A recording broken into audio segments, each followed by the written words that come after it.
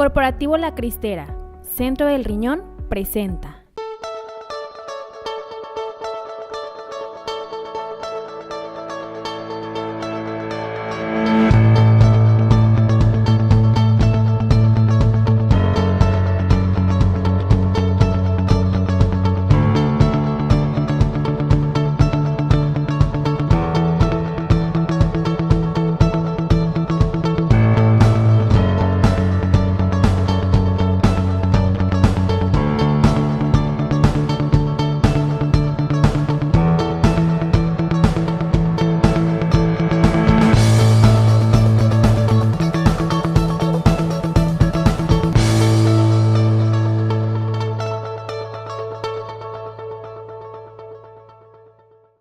Bienvenido a tu programa Torre Médica, yo soy el doctor Julio Ramos. Esta es nuestra segunda emisión y gracias al éxito que hemos obtenido a través de ustedes y las redes sociales, estamos viendo una experiencia nueva con información de actualidad, temas claros y sencillos, con un lenguaje fácil de entender, hecho por especialistas para el público en general. Obviamente, buscamos temas de tu interés para ti y tu familia. A través de Torre Médica podemos compartir información de actualidad y buscar que los invitados que tú nos solicites nos den información que tú quieras escuchar. Más adelante podremos ver los avances que tendrás en pantalla sobre este programa. Y no dudes, búscanos a través de las redes sociales como Torre Médica, programa de especialidades. Esta noche en la segunda emisión de su programa Torre Médica contaremos con la presencia de Dr. Omar Domínguez, otorrinolaringólogo y cirujano oncólogo de cabeza y cuello. Nos hablará acerca de cuándo es necesario operar las anginas. También nos acompañará el doctor Juan José Soto Ávila, cirujano oncólogo. Explicará la cirugía de cáncer de tiroides de la manera más actual e innovadora en el país. Además, nuestra sección de Torre Tips con el doctor Luis Adrián García, urgenciólogo. Y debate en nuestra mesa de expertos. Esto es Torre Médica, iniciamos. Y aquí estamos ya de regreso en tu programa Torre Médica con un invitado muy especial. Le damos la más cordial bienvenida a mi amigo Luis Omar Domínguez, un médico otorrino. Y bueno, tocaremos un tópico muy interesante que es amígdalas o anginas, un tema controversial. ¿Cuándo se debe de operar a un paciente o un infante o un niño de este tipo de problemas? Omar, gracias por estar con nosotros y bueno, gracias por recibirnos en tu consultorio. Platícanos más a detalle cuándo y cómo se debe de clasificar un criterio para intervenir a un infante de anginas o de amígdalas. Claro que sí, Julio, muchas gracias por la invitación. Pues evidentemente las anginas es una enfermedad que tiene muchos mitos en cuanto al tratamiento, mitos en cuanto a cuándo dar antibiótico y cuándo no, cuándo operarlos y cuándo no, mitos en cuanto a qué puede pasar si le quitamos las anginas a los niños y no. La realidad es de que es hasta cierto punto sencillo de entender. Si las anginas están tan grandes como para evitar que el niño pueda comer o como para evitar que el niño pueda respirar de manera normal, es decir, un niño que ronca, un niño que tiene ojeras, un niño que no descansa, que no crece por el tamaño de las anginas, pues evidentemente lo mejor sería quitarlas, ¿no? El criterio infeccioso es un poquito distinto. No sé si has oído hablar de aquellas personas que llegan y dicen, bueno, es que mi niño se enfermó 13 veces al año y yo creo que hay que quitarle las anginas porque si no, pues se va a seguir enfermando. La realidad es de que los criterios infecciosos son muy claros, ¿no? Hay que documentar muy bien una infección bacteriana en el niño. A mí siempre me gusta decirle a mis pacientes que de 100 personas que vienen con dolor de garganta, probablemente una de esas 100 tenga necesidad de recibir antibiótico y probablemente esa una de 100 es la que tenemos que tener mucho cuidado y en algún momento pueda llegar a cirugía de amígdalas. Entonces, la proporción de pacientes infectados que tienen que recibir cirugía, la verdad es que no es tan alta y nosotros como otorrinos tenemos que estar muy atentos de a quién sí y a quién no operarlos porque pues a final de cuentas es una cirugía, ¿no? Y vamos a entrar a quirófano con los riesgos que eso conlleva. Claro, y obviamente es importante hacerle ver a nuestro auditorio que la evaluación por parte del otorrino, que es el especialista que se encarga de evaluar, muchas veces los padres se quedan con la idea clara que las anginas tienen una función como un tejido formador de células, ¿cierto? Sí, claro. Entonces, cuando este órgano, cuando este tejido deja de tener funcionalidad, cuando entra en una condición que le llamamos en el contexto médico atrofia o daño. Esas anginas dejan de jugar un papel fundamental en ese tipo de funciones en las que la gente de repente se documenta y llega a un consultorio, le hace un comentario al doctor, el otorrino o en este caso el pediatra considera que el niño debe ser intervenido quirúrgicamente. Hablar de criterios quirúrgicos, bueno, es entrar en detalles que quizás nuestro auditorio pudiera no tener ese entendimiento pleno, pero decirles que una intervención de amígdalas en un niño que tiene una condición de obstrucción de la vía aérea, un niño, como ya decíamos, que tiene una característica de roncar, un niño ojeroso, algo que en el contexto médico llamamos facies o cara, un niño que tiene una condición de una angina, que es la que se encuentra detrás del paladar, que se llaman adenoides. Así es. Deben de ser habitualmente intervenidas en condiciones muy específicas. Una mala ventilación, ¿sí?, para un paciente puede traer trastornos del hábito del sueño. Sí, claro.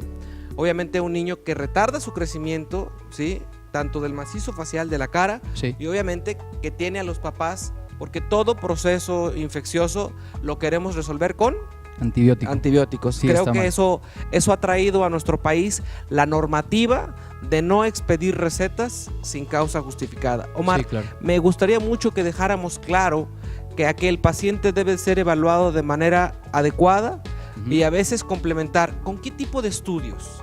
Bueno, tocaste varios temas importantes, Julio. Primero, evidentemente lo que dices es bien cierto, ¿no? Las amígdalas forman parte de un tejido que se encarga de producir células que en algún momento de la vida nos van a defender de infecciones. Lo que la gente tiene que entender es que las anginas y las adenoides, que son las que le quitamos a los niños, no son las únicas, no son los únicos órganos encargados de crear estas células, porque corre por ahí el mito de que si tú le quitas las anginas o las adenoides a los niños, por ejemplo, se van a enfermar más porque les estás quitando las defensas. La verdad es que evidentemente sí, estos tejidos forman defensas, pero no son los únicos que tenemos, y entonces cuando ya se están enfermando de más, la verdad es que el no quitarlas enferma más el niño que quitarlas, porque te repito, hay otros tejidos en el cuerpo humano que forman anticuerpos para defendernos.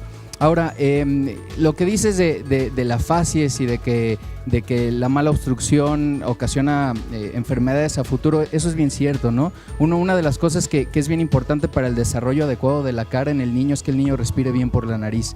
Y cuando un niño tiene las adenoides grandes, que las adenoides es como si fuera una angina la que vemos a través de la boca, pero en la parte de atrás de la nariz, por mucho que el niño quiera respirar por la nariz, pues el tejido no va a permitir que el aire entre, ¿no? Eso evidentemente puede ocasionar trastornos en los cuales la cara no se desarrolla de manera correcta, mal desarrollo de los senos paranasales, son niños que en la adolescencia o en la edad adulta tienen la cara un poquito sumida, lo que nosotros le llamamos hipoplasia del tercio medio, son pacientes que el mentón no se desarrolla de manera adecuada, y evidentemente si nosotros en los primeros años de la vida vemos esta alteración en el niño, pues hay que hacer lo necesario para que el niño respire por la nariz, ¿no? Ahora, el otro tema que tocaste de qué otros estudios podemos hacer nosotros para darle el tratamiento adecuado al niño, en este caso antibiótico. Bueno, es una pregunta interesante. La realidad es de que hay un estudio en el cual nosotros de una manera muy rápida podemos ver si el niño está infectado por una bacteria en el momento que tiene la enfermedad aguda. Lo importante entender aquí es que cuando el niño está enfermo, es decir, cuando llega aquí a mi consultorio y está enfermo, yo tengo que tomar la decisión entre darle antibiótico o darle tratamiento conservador. Muchas veces las personas llegan con la intención de que hay que darle el antibiótico para que se cure. Como ya te dije al principio del programa, pues es raro que pase esto. La realidad es que la mayoría de los niños o los adultos no requieren antibiótico, pero hay un estudio en el cual nosotros podemos hacer un test rápido para detectar una bacteria, que es la que más nos importa a nosotros como otorrinos, que es un bicho que se llama Streptococcus beta hemolítico del grupo A. Evidentemente, si el paciente tiene positividad a esta prueba, pues habrá que darle antibiótico, ¿no? Otra de las cosas que se hacen comúnmente es cultivar la garganta para ver si la bacteria crece o no crece. Es bueno y es válido, el problema es que tenemos que esperar 3 o 4 días para obtener el resultado y es difícil que tengamos al niño 3 o 4 días sin antibiótico esperando el resultado, si es que creemos que el resultado va a ser positivo. Entonces la realidad es de que nosotros utilizamos algunos criterios para saber si el niño tiene una infección por una bacteria o por un virus o por alguna otra causa, para ver si le tenemos que dar antibiótico o no. Creo que es un tema controversial y creo que la gente quede clara y quede entendido que esto tiene que ser abordado por un especialista, y por eso invitamos a gente como el doctor Luis Omar que nos haga favor de acompañarnos. Y bueno, a continuación vamos a nuestra cápsula de ¿Sabías qué? Gracias, doctor, y te pido que nos acompañes en nuestra mesa de expertos para que te quedes con nosotros. Gracias por estar con nosotros. Gracias a ti. ¿Sabías que los niños que roncan y muestran ojeras es probable que desarrollen complicaciones en sus amígdalas?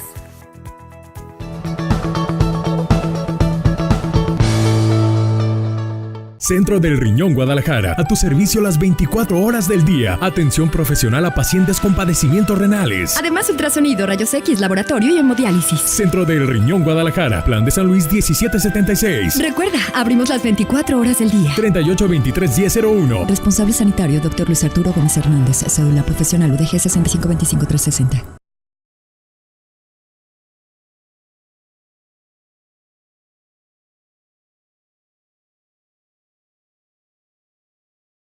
Centro del Riñón Guadalajara, a tu servicio las 24 horas del día. Atención profesional a pacientes con padecimientos renales. Además, ultrasonido, rayos X, laboratorio y hemodiálisis. Centro del Riñón Guadalajara, Plan de San Luis 1776. Recuerda, abrimos las 24 horas del día. 38 23 1001. Responsable sanitario, Dr. Luis Arturo Gómez Hernández. Cédula profesional UDG 6525 360.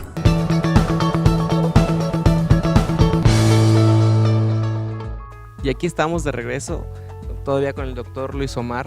Y bueno, platicando de un tema muy importante, que es el tema de las amígdalas y la amigdalitis crónica. Y bueno, en nuestro espacio anterior hiciste una diferenciación que para mí fue muy relevante entre la situación clínica del niño y del adulto. La clasificación, las características clínicas en cuanto a los criterios quirúrgicos para el adulto y el niño tienen una diferenciación. ¿Cuáles son estas, Luis? Sí, así es. Mira, Julio, en realidad en el adulto es raro que las amígdalas estén tan grandes como para que obstruyan la vía aérea, ¿no? Y las adenoides, que es esta angina que tenemos en la parte de atrás de la nariz que platicábamos que existe en los niños, en los adultos ya no existe. La verdad es que más del 90% de las personas la pierden más o menos a los 11 años.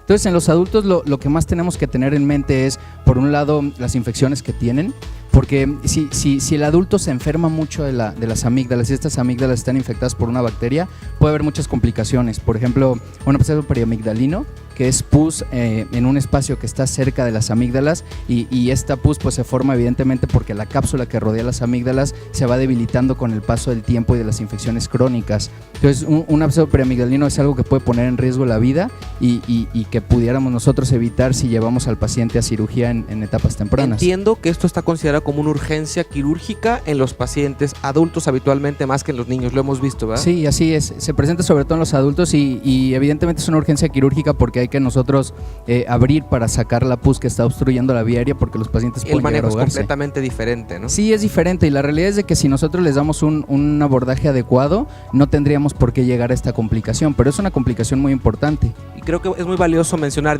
estamos viendo en pantalla parte de las imágenes que nos hizo favor de proporcionar el doctor Luis Omar, y que de alguna manera nuestro auditorio tenga una evidencia clara de que esto le puede poner en riesgo su seguridad y su vida si no es atendido de manera oportuna. A veces minimizamos el padecimiento de las amigdalitis y creemos que con algunas dosis de antibióticos, como malamente la gente al verse o al sentir una molestia, al deglutir o tragar, creemos que todo lo que se siente como molestia tiene que ser tratado con antibióticos. Así es. Está muy claro, y bueno, creo que tú como experto le puedes dejar en claro a nuestro público que si no es atendido de manera oportuna y obviamente se clasifica qué clase de tratamiento puede ser, médico o quirúrgico, saberlo diferenciar es parte de las importancias que tenemos que tener, creo que sí es.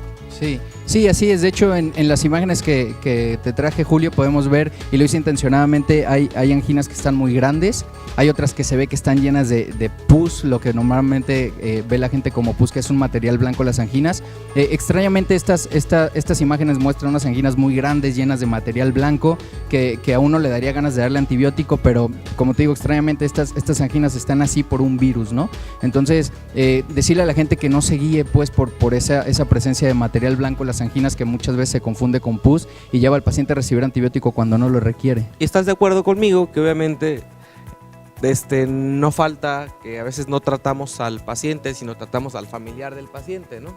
Y Claro. todo el mundo tiene la capacidad de coger una cuchara, una lámpara, abrir la boca y decir, esos pus te tienen que dar antibiótico. No lo toman, el médico no sirve. Obviamente, por eso es que hay que saber y diferenciar. La evaluación por parte del especialista, el otorrino tiene una característica muy especial. El otorrino es clínico y quirúrgico. Maneja un contexto muy amplio y obviamente la gama del otorrino nos puede dar una vertiente muy distinta, ¿no? Y obviamente el otorrino puede manejar al niño, y en este caso al adulto. Por eso es la importancia de saber diferenciar cómo es el manejo para el adulto y cómo es el manejo para un niño. Yo creo que es muy importante entender y que vean en pantalla las imágenes que de alguna manera podemos ilustrarles. Y bueno, quiero darte las gracias, Luis Omar, por habernos acompañado y bueno, Gracias. a nuestro auditorio para que tengan un lenguaje muy evidente sobre cuáles son las características clínicas de los pacientes y bueno, que vayamos a ver por ahí un reportaje a detalle de cuáles son los riesgos de una cirugía de amigdalectomía y adenoidectomía y obviamente conocer los riesgos de aquel paciente que no es intervenido de manera oportuna y los riesgos de no intervenirse a tiempo y en qué pueden derivar. Muchas gracias y bueno, continúa en tu programa Torre Médica. Conoce en qué consiste la amigdalectomía. Las amígdalas protegen contra las infecciones, pero en algunos casos pueden convertirse en dañinas y es necesario extirparlas a través de la amigdalectomía, que es cirugía de extracción. Las amígdalas, o ganglios linfáticos, están localizados en la parte posterior de la boca y arriba de la garganta. Muchas veces son de gran tamaño, lo que dificulta respirar en la noche. También puede capturar una gran cantidad de bacterias, provocando una infección que se diagnostica como amigdalitis. En cualquiera de estos dos casos, las amígdalas perjudican más que protegen, por lo que es necesario extirparlas. El ser humano está constantemente expuesto a microorganismos, virus y bacterias, y las amígdalas ayudan a eliminarlas y prevenir infecciones en el cuerpo. Sin embargo, hay una bacteria llamada estreptococo que causa infección de la garganta y amígdalas. Comúnmente la padecen niños de 5 a 13 años, pero también se ven adultos. Debe ser diagnosticada y tratada correctamente para evitar complicaciones, actualmente poco frecuentes, como la fiebre reumática y la glomerulonefritis.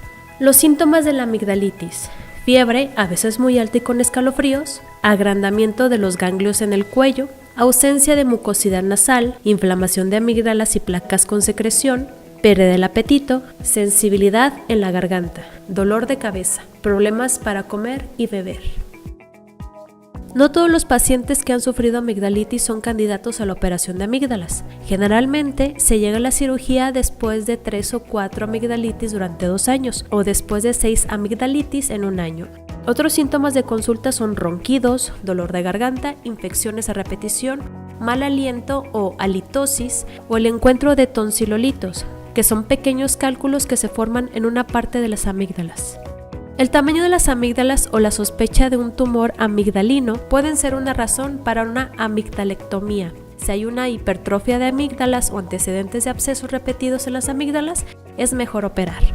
El examen clínico y diagnóstico. Para determinar que la persona padece estos síntomas, se realiza un examen clínico donde el otorrinolaringólogo examina al paciente durante la consulta y además revisa su historial clínico. En caso de que sea ronquido, además se suma un estudio del sueño. El diagnóstico se hace por el aspecto de la garganta y el cuadro clínico. Si es muy sugerente y no es algo reiterativo, el paciente puede empezar el tratamiento en forma inmediata. De tratarse correctamente, la infección desaparecerá en 10 días.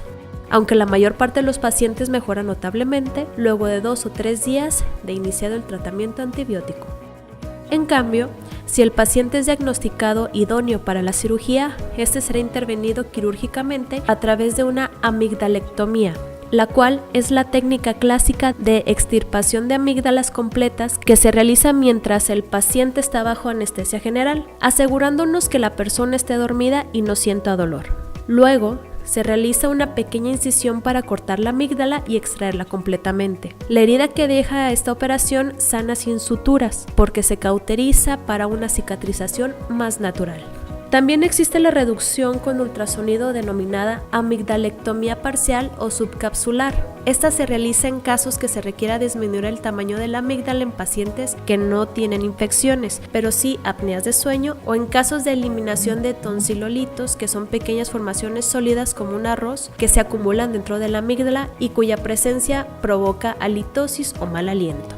Ambas cirugías no presentan mayores riesgos, tal como sucede con otras intervenciones con anestesia.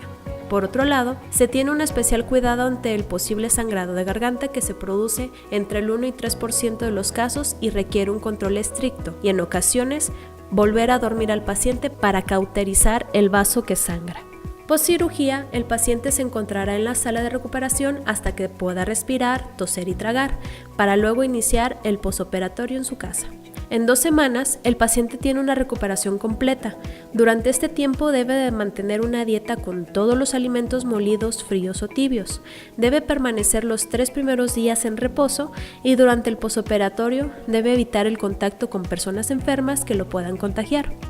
Durante la recuperación pueden notarse síntomas como dolor de oído o mal olor en la boca, el que se alivia simplemente con beber una gran cantidad de líquidos. No se puede consumir aspirina, ya que puede generar o incrementar el sangrado. Respecto a la dieta, los recién operados deben evitar bebidas calientes, jugo de naranja, tomate y uva. Consumir leche, bebidas heladas, agua o jugo natural, helados, gelatinas y caldos. Comer alimentos blandos. Progresivamente volver a la dieta habitual, siempre y cuando se eviten alimentos calientes, picantes o condimentados. Evitar frituras, alimentos tostados y frutos secos. A las 2 semanas se puede retomar totalmente la dieta habitual y es necesario acudir al médico para que entregue el alta, corroborando el éxito de la operación de amígdalas. ¿Sabías que las amígdalas, como ya decíamos, no son dañinas en sí? Sin embargo, cuando se inflaman demasiado, es posible que necesiten ser extirpadas, pues pueden ser una fuente de alergias e infecciones.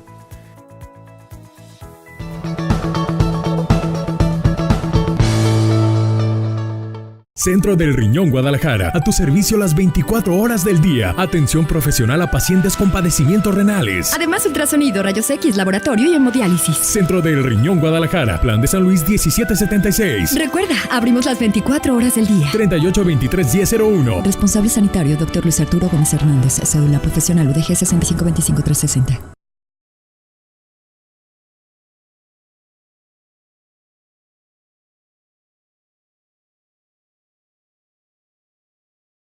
Centro del Riñón Guadalajara, a tu servicio las 24 horas del día. Atención profesional a pacientes con padecimientos renales. Además, ultrasonido, rayos X, laboratorio y hemodiálisis. Centro del Riñón Guadalajara, Plan de San Luis 1776. Recuerda, abrimos las 24 horas del día. 3823-1001. Responsable sanitario, Dr. Luis Arturo Gómez Hernández. Cédula profesional UDG 6525360.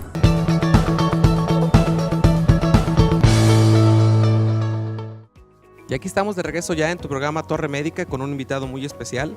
Tengo el gusto de tener en tu espacio al doctor Juan José Soto Ávila, un cirujano oncólogo con amplia experiencia en el ámbito quirúrgico. Y bueno, pues la verdad que me congratula poder presentar a los amigos y más que nada compartir experiencias de cosas que de alguna manera para el interés de la sociedad traemos temas que pues obviamente al público le interesan, y vamos a hablar hoy sobre un tema que es el cáncer de tiroides. Es algo que muchas veces esto resulta como producto de un hallazgo clínico, muchas veces no tiene ninguna manifestación, es la búsqueda curiosa de algún clínico por alguna alteración a veces en la capacidad de las cuerdas vocales que les da la pauta, algún abultamiento en el cuello, pero creo que a quien le corresponde hablar es al experto. Doctor, ¿cómo estás? Gracias por acompañarnos en tu programa y bienvenido. Muchas gracias, Julio, por la invitación, gracias a tu auditorio.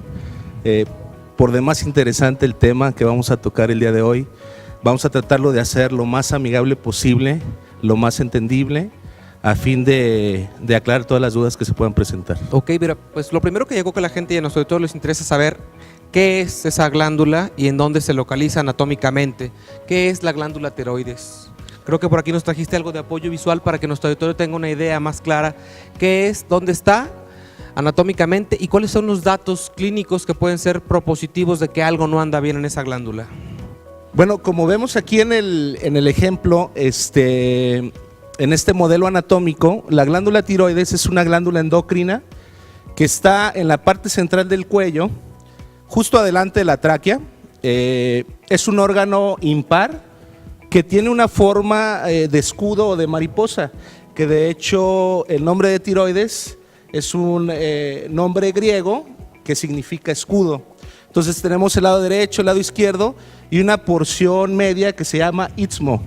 Esta glándula tiroides libera unas hormonas tiroideas que nos van a ayudar a nuestro metabolismo. El metabolismo, para decirlo en un lenguaje práctico, es la manera en cómo, por un ejemplo, los alimentos se convierten en energía. Nos controla la temperatura, nos controla la frecuencia cardíaca. Entonces, la glándula tiroidea debe tener una función normal, ni funcionando de más ni funcionando de menos. Debe estar eutiroidea, normotiroidea la persona desde que estamos en el útero hasta que somos adultos. Siempre va a ser muy importante que esa función sea equilibrada. Entonces, bueno, hay enfermedades que son buenas y enfermedades que son malas. Lo bueno es que la mayoría de las enfermedades de la tiroides son benignas, son buenas. Y es importante, como lo mencionaste, en la mayoría de los casos es un hallazgo. No es algo que se pueda manifestar como otro tipo de enfermedades con un crecimiento, con una deformidad, con una falta de función. Es lo menos esperado. Lo más común es encontrarlo como hallazgo en un estudio de imagen por otra razón, a menos que sí se conozcan antecedentes patológicos de esa persona o de la familia, ¿no? Ok, digo, es importante hacerle entender a nuestro auditorio que la evidencia clínica de una lesión tiroidea, a veces la actividad que muestra esta glándula puede no tener anormalidades en su comportamiento laboratorial, es decir, la glándula puede tener un comportamiento que le llamamos eutiroideo, que quiere decir que la glándula tiene un funcionamiento y una liberación de la cantidad normal. Eso no quiere decir que el paciente no pueda estar desarrollando un padecimiento de tipo maligno o oncológico. Por eso la diferenciación.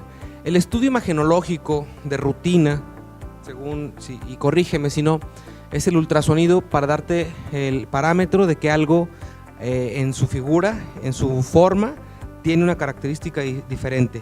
De ahí derivan otra serie de estudios que nos pueden permitir la evidencia de que algo está sucediendo de manera normal. Entiéndase que existen estudios no invasivos, como es el ultrasonido, el gamagrama, que es un estudio de medicina nuclear, y también existen estudios como es la biopsia, ¿sí? La biopsia por aspiración con aguja fina, que se hace de manera rutinaria ante la sospecha de un comportamiento maligno. ¿Es la forma adecuada para abordarlo?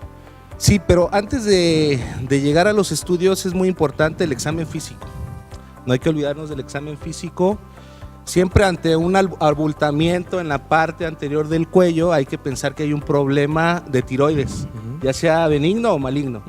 Entonces, los hallazgos del examen físico nos van a orientar a si este problema puede ser benigno o puede ser maligno.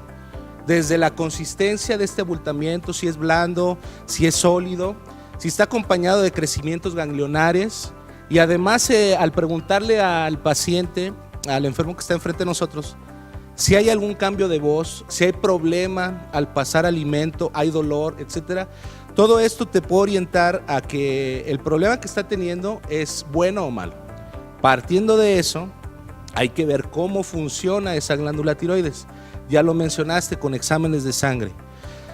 Y bueno, si vemos a la exploración física un abultamiento, el siguiente paso, el método de estudio que no es invasivo y es el más específico, es la ecografía o ultrasonido, se conoce de igual manera.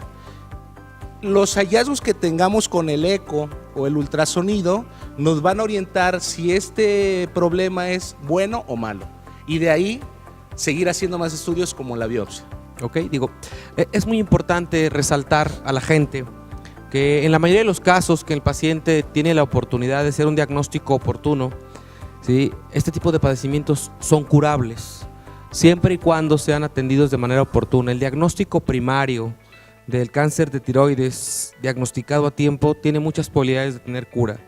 Obviamente es por eso que hagamos mención que acudir con un experto en el ámbito clínico quirúrgico nos permite hacer un diagnóstico asertivo. La gente muchas veces por miedo no tiene la capacidad de esto. Por eso yo creo que es importante que la gente que nos acompañe en su programa tenga el conocimiento técnico y médico al respecto a esto. Yo le quiero dar las gracias al doctor Juan José Soto por darnos un avistamiento claro de cómo podemos abordar desde manera técnica y cuáles son las técnicas quirúrgicas que se pueden realizar. Él nos hizo favor de proporcionarnos material que a continuación veremos a través de sus pantallas, donde se hace un abordaje por vía transoral, que es una técnica que él está desarrollando de manera habitual ya en su práctica médica. Es el abordaje o la extirpación de la glándula por vía transoral, es decir, ya no se necesita hacer una incisión por la vía anterior, sino por la vía transoral, y eso lo veremos de manera técnica y clara.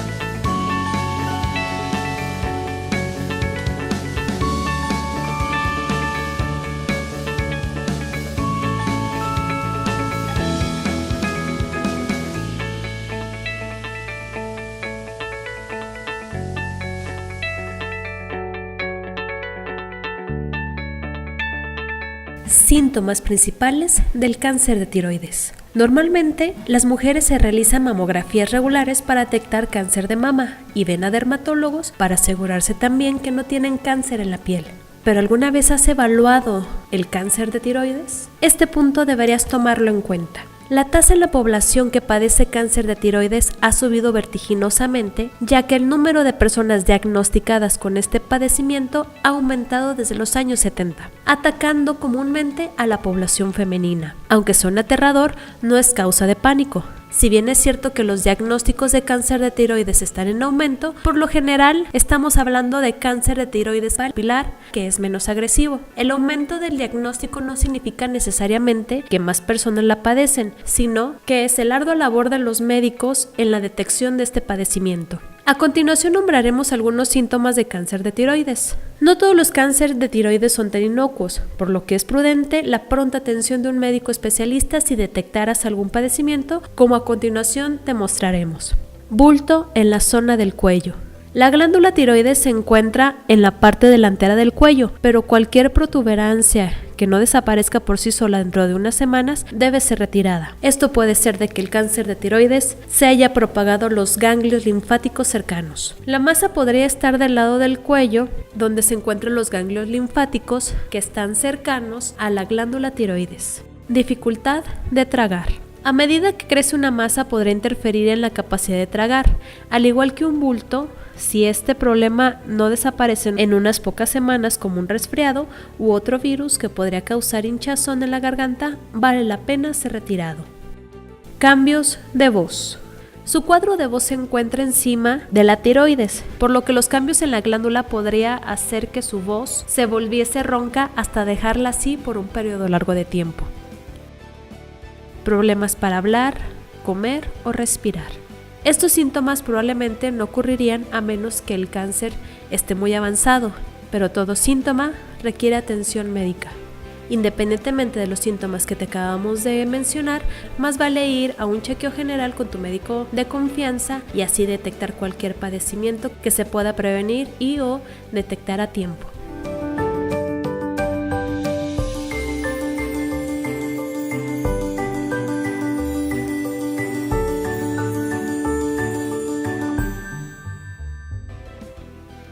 El ahogamiento puede ocurrir en cualquier recipiente que esté lleno de agua, ya sea hieleras, piscinas, aljibes, inclusive cubetas. Es muy importante tener prevención en este tipo de accidentes, ya que la principal causa de ahogamiento en pequeños, en nuestros niños, en nuestros hogares. Entonces, lo primordial es evitar este tipo de accidentes. Nunca debemos de quitar la mirada de ellos, estar siempre vigilándolos. A pesar de que estemos enterados de que pueden nadar, tenemos que estarlos vigilando, cercar piscinas, vaciar todo tipo de recipiente cuando ya no se necesite, y además estar muy al pendiente de los pequeños cuando hay cercas, cuerpos de agua o algún recipiente que contenga este tipo de líquidos. En caso de ocurrir este tipo de accidentes en nuestros hogares, como primera iniciativa es solicitar ayuda médica. Segunda, tranquilizar al paciente, mantenerlo inmovilizado. Tercera, retirar toda la ropa mojada, arroparlo con algo caliente. Cuarta, implementar los primeros auxilios si se presentan otro tipo de lesiones. Es importante tranquilizar al paciente si se vuelve a reincorporar, ya que puede estar tosiendo o presentar dificultad respiratoria. Entonces hay que darle lo suficiente confianza y tratar de calmarlo. Recordar que aunque el paciente se recupere totalmente después de este tipo de accidentes, siempre es necesario acudir al médico para evitar cualquier tipo de complicación pulmonar. Recuerden, lo primordial aquí es vigilancia y prevención para evitar este tipo de accidentes. Gracias. ¿Sabías que con el hipertiroidismo todo se acelera? En este caso, la glándula tiroides está hiperactiva y todas las funciones del cuerpo se aceleran. Los síntomas son nerviosismo, irritabilidad, aumento de la sudoración, palpitaciones, temblor en las manos, ansiedad, dificultad para dormir, adelgazamiento de la piel, cabello fino y quebradizo y debilidad muscular.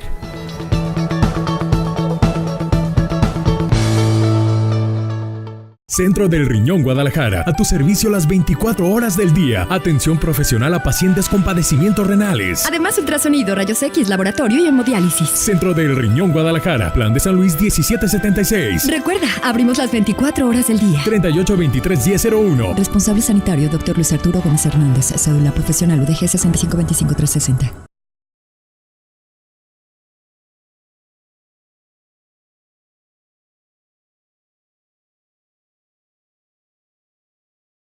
Centro del Riñón Guadalajara, a tu servicio las 24 horas del día. Atención profesional a pacientes con padecimientos renales. Además, ultrasonido, rayos X, laboratorio y hemodiálisis. Centro del Riñón Guadalajara, Plan de San Luis 1776. Recuerda, abrimos las 24 horas del día. 3823-1001. Responsable sanitario, Dr. Luis Arturo Gómez Hernández. Cédula profesional UDG 6525360.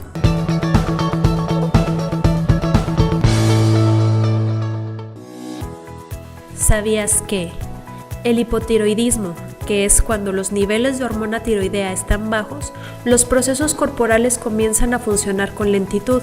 Podrás notar que sientes más frío y te fatigas más fácilmente, que tu piel se reseca, que tienes una tendencia a olvidarte de las cosas, a encontrarte deprimido y a notar estreñimiento. Esto lo dice según la Asociación Americana de Tiroides.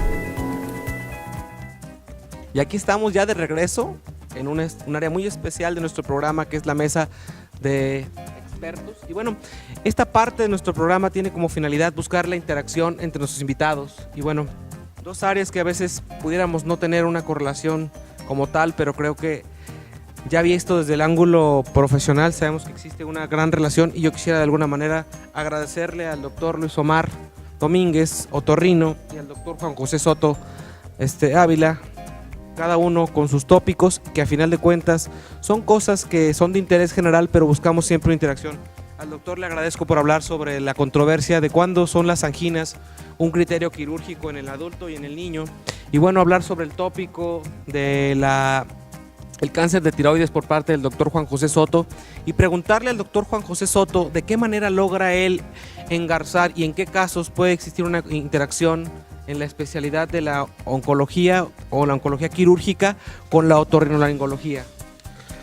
Bueno, gracias de nuevo, Julio, por la invitación, y es por demás importante tener un vínculo de trabajo, porque la mayoría de los pacientes no llegan con el oncólogo, llegan o con el médico general, el médico familiar, en el mejor de los casos con el otorrinolaringólogo. Entonces, cualquier enfermedad del área de la cabeza y el cuello, la persona más importante que puede abordar esos casos es el otorrinolaringólogo. Si esto se detecta, se diagnostica un problema tumoral, ya sea maligno o benigno, bueno, está nuestra parte. Pero es algo muy importante que tengamos estrecha comunicación, porque el abordaje de un paciente con un tumor maligno que no lleve el buen cauce en tiempo y forma de lo que se tiene que solicitar, altera el pronóstico altera la evolución de la enfermedad. Entonces, por supuesto que debe de haber una gran interacción entre las dos especialidades. Creo que estoy claro, y Luis Omar, por favor, corrígeme. Muchos de los casos que de repente tú detectas en tu consulta, te ves obligado de alguna manera, aunque tú lo hagas de manera quirúrgica porque el paciente tiene un vínculo ya social, hacerlo de manera conjunta con tu oncólogo de confianza. Muchas veces quieren algunos especialistas tomar las riendas diagnósticas de un procedimiento que puede tener un agravante, ¿no? Yo creo que esa parte me la puedes describir más a detalle para que la gente y nuestro auditorio entienda que el especialista de diversas áreas tiene que saberse soportar de la mano de alguien más para hacer un buen tratamiento integrado, no solo integral, integrado desde el diagnóstico hasta la solución y la cura del problema. Sí, definitivo, Julio. Como bien menciona el doctor Juan José Soto, es importantísimo que entendamos que la medicina moderna no es una medicina en la cual un solo médico pueda tratar todo, ¿no? En realidad, cada vez entendemos más de las enfermedades y eso ha hecho que nuestra comprensión y la manera en que los abordemos y los tratemos sea cada vez más compleja y más específica, ¿no? Entonces, evidentemente, es hasta cierto punto ilógico que un especialista trate de abarcar todo lo posible, ¿no? Ahí es donde entra el manejo médico multidisciplinario, en el cual nosotros tenemos que estar bien conscientes de lo que podemos y no podemos hacer. Definitivamente, el otorrino dentro de la especialidad ve cirugía de cabeza y cuello, pero los que nos dedicamos a hacer cirugía de cabeza y cuello necesitamos algo más, ¿no? Alguna formación extra. Evidentemente, como dice el doctor Soto, los pacientes cuando comienzan con algún problema dentro del área de cabeza y cuello, acuden con el otorrino antes de acudir con el cirujano oncólogo, y entonces nosotros como otorrinos debemos de saber reconocer estas enfermedades para poder diagnosticarlas de manera correcta, dirigirlas de manera correcta y mandar al paciente con el especialista indicado para tratar esa patología, ¿no? Todo esto a final de cuentas se resume en que la atención multidisciplinaria bien dirigida pues afecta de manera favorable el pronóstico de la enfermedad en la mayoría de los pacientes con tumores malignos de cabeza y cuello. Digo, tengo en el entendido que el otorrino, como parte de su adiestramiento, creó y formó algo que es la cirugía de cabeza y cuello, y que obviamente eso no quiere decir que el otorrino esté siempre capacitado para llevar a cabo un abordaje de esa magnitud, ya que esa área del cuerpo tiene una anatomía muy particular y obviamente manos expertas son las que, sin dejar una secuela, puede hacer un buen diagnóstico o un buen tratamiento con resultados satisfactorios y sin dejarle al paciente una limitación a la voz, a la movilidad. Obviamente hay pacientes que cuando no fueron abordados de manera apropiada por un experto tienen secuelas irreversibles.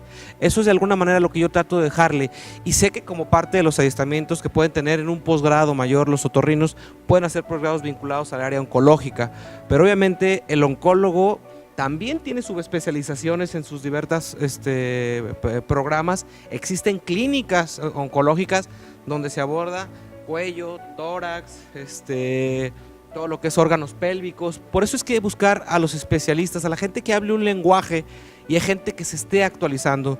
Sé que tener invitados como ustedes les da una perspectiva a nuestro programa diferente. Hablar de cosas controversiales y cosas que a veces para la gente es algo enigmático, porque muchas veces un cáncer de tiroides no se puede tocar, ¿sí? Se sospecha, pero a veces no se toca. Aunque hablábamos y decías antes de pasar a esta sección sobre la finalidad de hacer una buena exploración física, pero muchas veces no puedes tocarlo. Te lo hace sospechar un ultrasonido, te lo hace sospechar un gamagrama, te lo confirma una biopsia, pero sabes que el resultado de esto va a acabar en algo quirúrgico. Y si fue el otorrino que en un momento dado, en una exploración por un cambio, por una disfonía, una alteración en el timbre de la voz, encontramos que hay una tumoración, algo que está comprimiendo, y sabemos que el principal cáncer de tiroides, estoy en lo correcto, el cáncer papilar de tiroides, que puede comportarse a veces de manera muy inocente, muy silente, pero obviamente a veces eres tú, a veces es el médico general, pero como dijiste, en la mejor de las situaciones puede ser solamente un médico que le dé una vista diferente. Creo que hacer esta mesa de expertos nos da una perspectiva diferente para que ustedes tengan una visión distinta de que nuestros especialistas buscan hablar un mismo lenguaje claro y sencillo para ustedes, y por eso les quiero dar las gracias por acompañarnos en su programa Torre Médica. Gracias. Donde es un programa donde buscamos que la gente tenga información actualizada, llevarles imágenes que los apoyen y que sepan quiénes son las personas con quien debe de acudir y que obviamente estén bien informados, y obviamente esto nos dé una visión diferente. Y no se pierdan otro programa más, si Dios quiere, la próxima semana, con temas de actualidad y obviamente los mejores especialistas a través de tu programa. Síguenos a través de las redes sociales, ¿sí? A través de Facebook, en Torre Médica, programa de especialidades. Gracias por estar con nosotros. Gracias.